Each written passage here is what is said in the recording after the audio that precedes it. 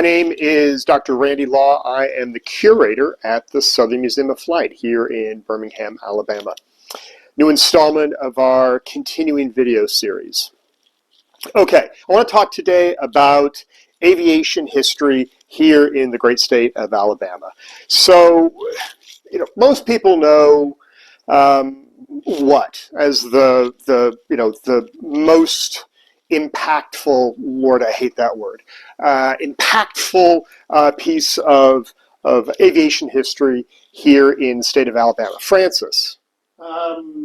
Marshall Flight Center? Exactly. All the good stuff up in Huntsville. Marshall Flight Center, Redstone Arsenal, the U.S. Space Force now, Space and Rocket Museum Center, all that good stuff. Lots of fantastic aerospace past and present here in Alabama up in Huntsville. Let's go even earlier than that. A lot of people know about Maxwell Air Force Base. Huge Air Force Base outside of Montgomery. A lot of aircraft based there. Now it's home to the Air University, going back to the 1920s, particularly the 30s, the Air Corps Tactical School, and the Bomber Mafia. That's a whole nother video we'll do, which is a really fascinating bit of history about Alabama aviation. I want to go back even earlier than that to within a decade of the invention and the pioneering of powered human flight. And that actually brings us here to Alabama, which means we're talking about the Wright Brothers. The Wright Brothers have a great connection to the state of Alabama. And with that, we're going to head out to the museum floor. Meet me there.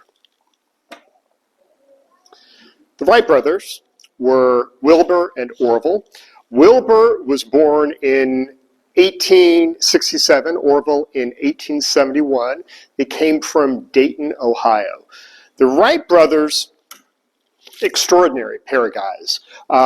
They were mechanics and tinkerers and inventors, and they ran a newspaper in Dayton, and they were businessmen. They were extraordinary.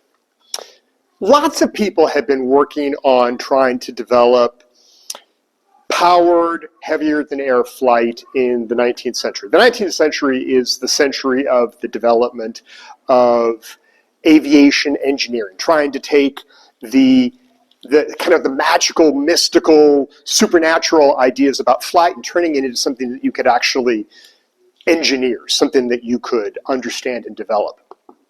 A lot of people have been looking at this in the 19th century and been making some really important strides. Actually, right now, we're here in the one of our newer galleries. It's called Leonardo to the Wright Brothers.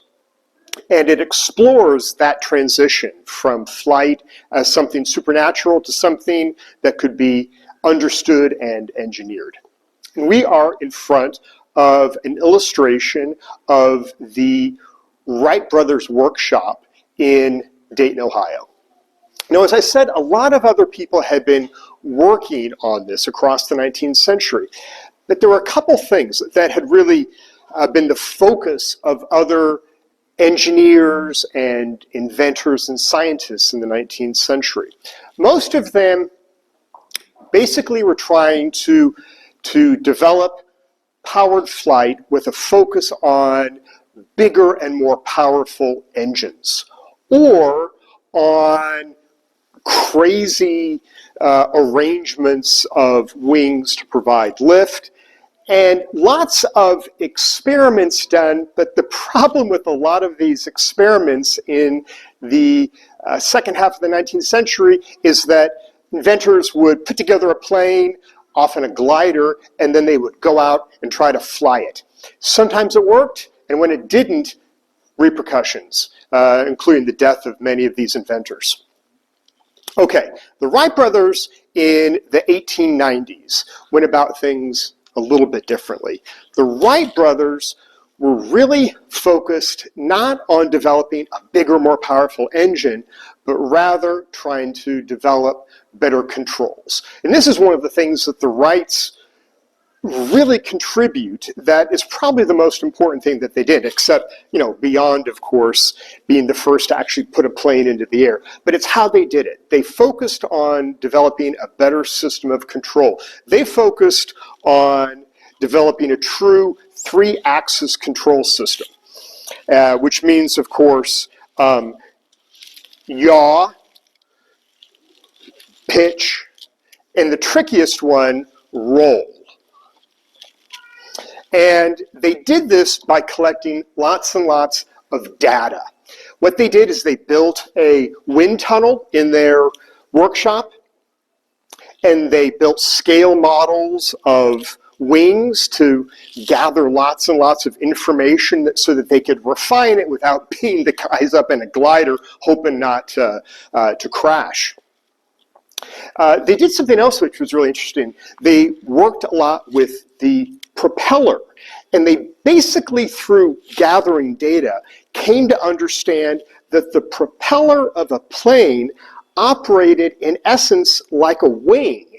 And so if you change the angle, the camber at which the wing faced the onrushing air, if you change the angle of the propeller and its speed, you could, in essence, generate more lift, and lift on that forward direction is called thrust. And so the actual engine that they used to get their plane into the air, 12 horsepower, small, certainly by today's standards, but it was their collection of data and then their application of it and the creation of a better control system that led to such success. Let's go into our next gallery, the early aviation gallery, and we'll show you a couple cool things. So now we're in the early aviation gallery at the Southern Museum of Flight. I love this place. A lot of great stuff in here. I could spend days talking about different exhibits. We'll get to them all over time. Here we're talking more about the Wright brothers. So all that work paid off. Finally, December 17th, 1903, the first ever flight by humans in a powered, heavier than air contraption. The first functional flying machine. And it is the 1903 Wright Flyer. This is, of course, not the actual 1903 Wright Flyer. You have to go to DC. It is in an enormous gallery full of all sorts of amazing objects and descriptions at the Aerospace Museum in DC. Definitely worth a visit. But we've got an excellent replica of it. It was built in the 1990s by a fellow named John Round of Georgia, and he donated it to the Southern Museum of Flight in 2003 for the centennial celebration of the Wright brothers' first flight, December 17th, 1903, as I said. They did it not in Dayton, where they built this, but they did it the Outer Banks of North Carolina, Kill Devil Hills, close to Kitty Hawk. Nice soft sand, constant wind, couple things they really needed as they were experimenting with this, trying to get this thing to take off, and it did. Short flight, short distance, not a long time in the air, but they could control it, they could take it off, they could fly it, and they could land it. This is mind-boggling. We could go into, in all sorts of different ways. What's really, to me, so crazy is how quickly then things develop. How within decades, just a few short years and then decades, air power becomes so important in terms of commerce, in terms of travel, in terms of military, of course. The Wright brothers are there and they unleash it all with the 1903 Wright Flyer. There's a lot of stuff I could talk about when going into this, but I want to highlight just a couple things. The thing is, you look at the 1903 Wright Flyer, and whenever I'm doing a tour here, the first thing I ask is, what's the front What's the back? What direction does this thing travel? Because it looks a little different than a modern airplane. Well, actually, we're looking at the tail, which has the rudder, which controls for yaw. The canard in the front, on the far side of this contraption, has the elevators, which control for pitch up and down. Okay, the third axis, this was the toughest one for them to develop, and that was roll. Now, roll is really important because roll isn't just for doing aerobatic stunts, barrel rolls or something. Oddly enough, you have to actually be able to roll the plane to make turns. And they understood this because they were bicycle guys.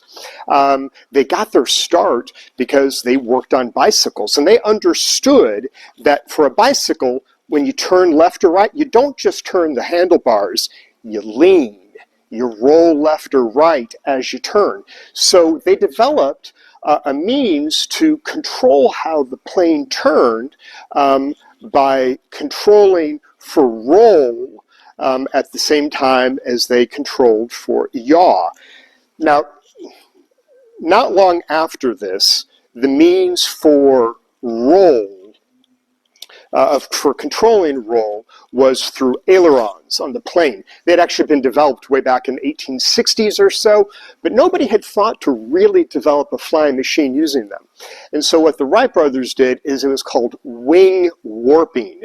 Through this complicated system of cables attached to this cradle where the pilot lay down, you would actually change the shape of the wings, which would change the airflow over them, which would then induce roll, and that was then connected to the rudder, so you would control yaw and roll at the same time.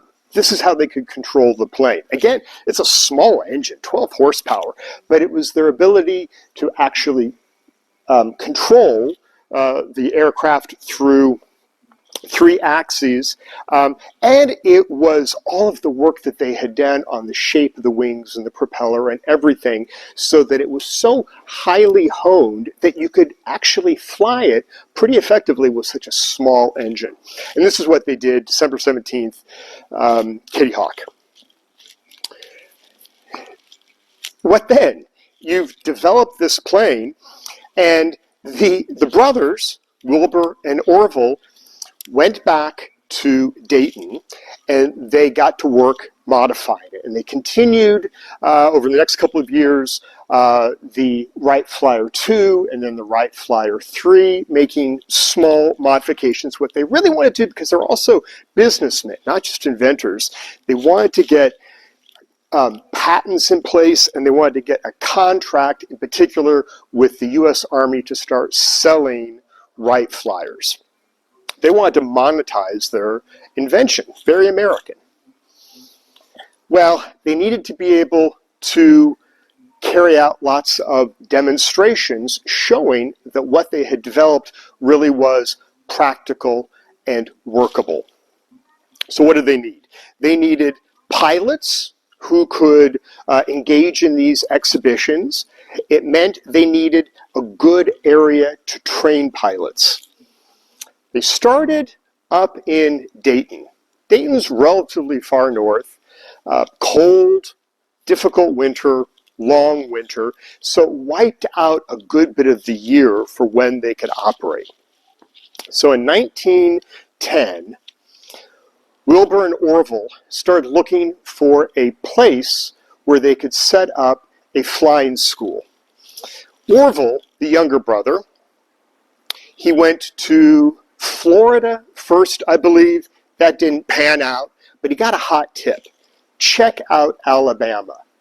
Sure enough, in February 1910, Orville Wright comes to Alabama, and he gets in touch with a plantation owner, I believe his last name was Cone, in Montgomery, Alabama. And he says, here you go, have it.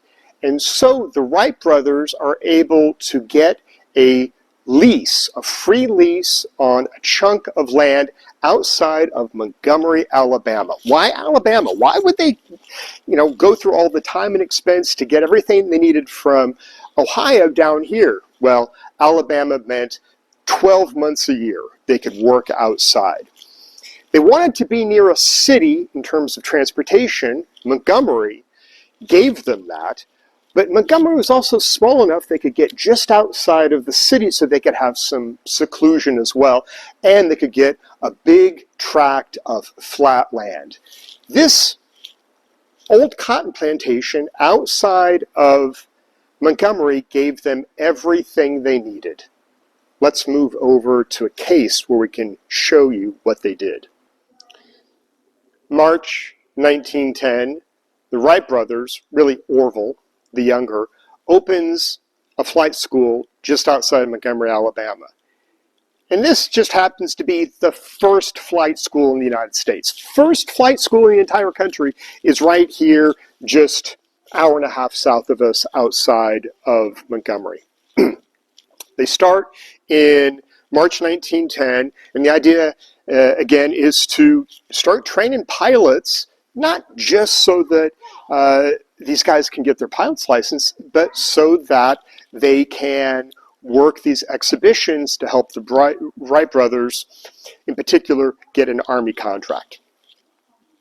And they start, and constantly, Orville is constantly making updates on the plane. By this time, it's the Wright Model B, which looks slightly different. This is actually a model of the Wright Model 3. The Model B, which they were also sometimes using outside of Montgomery, actually moves the canard, gets rid of the canard, and puts the elevator on the tail so that it works like the tail of a plane that we're used to works, with both the rudder controlling for yaw and elevator controlling for pitch. We've got a couple cool things here. We've got a photo of one of the Wright flyers that they are using at the airfield outside of Montgomery, one of the field runway lights, essentially, out in the middle of the plantation. And we actually have a tiny scrap of fabric from the 1903 Wright flyer itself. They're up, they're running, they've got a couple of students. Orville is starting to hit his stride, and Wilbur, the older brother, back in Dayton says, shut it down, come back to Dayton. We need to actually get out on the road and start performing. We need to get a military contract. The Wright Brothers Flight School in Montgomery, Alabama only operates for about 3 months. They graduate exactly one pilot, a fellow named Brookins, who ended up, though, flying in some of these exhibitions. Doesn't last long. It's kind of quickly forgotten, given what else the Wright brothers are doing and what else are happening in terms of the leaps and bounds by which aviation is growing. But right here in Alabama, really important part of aviation history. If you're flying south, if you're driving south on I-65, as you cross the Alabama River, as you're hitting Montgomery, look off to your left and you will see a large model of a Wright flyer right there on the bank of the Alabama at the edge of downtown Montgomery, memorializing the flight school and the incredible step forward taken in aviation education here in Alabama. That bit of land where the Wright brothers were operating, before long, it's absorbed into, in the 1920s, absorbed into a new airfield, which becomes Maxfield Maxwell Airfield, and then Maxwell Air Force Base. So the Wright brothers, bit of history here in Alabama, gets subsumed into, in the end, a much bigger story. You can visit Maxwell, you can see the memorial down there, you can come to the Southern Museum of Flight in Birmingham and check out our Leonard the Wright Brothers gallery, check out our 1903 Wright Flyer replica, check out some of our memorabilia from 1910 and the Wright Brothers Flight School in Montgomery. Lots of good stuff and a lot of fantastic, really, really important, really significant aviation history right here in Alabama. I'll see you next time. Thanks for joining me.